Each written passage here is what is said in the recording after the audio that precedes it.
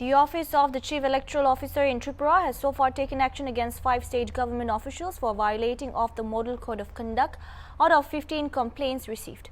The returning officers and assistant returning officer are probing the complaints received, Chief Electoral Officer Puneet Agarwal informed media persons. The Model Code of Conduct came into force shortly after the poll scheduled for the 7th-phase Lok Sabha election was announced on April 17.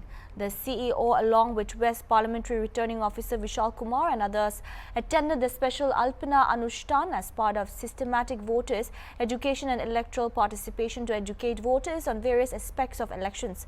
According to Agarwal, all the complaints were thoroughly checked and scrutinized on multiple levels to verify the allegations brought against the officials. Apart from this, the CEO also informed media persons that as many as 84 companies of Central Armed Police Forces have been deployed in Tripura till April 1. The force personnel have been deployed in different areas for area domination drives. Regular flag marches, mobile patrolling and other confidence building drives are being carried out effectively to ensure fair polls.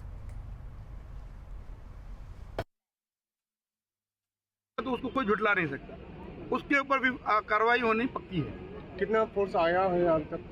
देखिए, central arm paramilitary forces 84 companies आ गई हैं। आपने देखा होगा वो मतलब 1 अप्रैल से फेजेस में आई हैं और अब सब आ गई हैं वो 84 कंपनीज जो अलग अलग एरिया में डोमिनेशन कर रही हैं। आपने देखा होगा फ्लैग मार्च हो रहा है, फुट पेट्रोलिंग हो रही है, मोबाइल पेट्रोलिंग हो रही है। कई जगह आपने देखा होगा आरओ, एआरओ, डीई जो आपके एसडीएम हैं, एसडीपीओ हैं, वो भी जा रहे हैं और लोगों से बातचीत कर रहे हैं।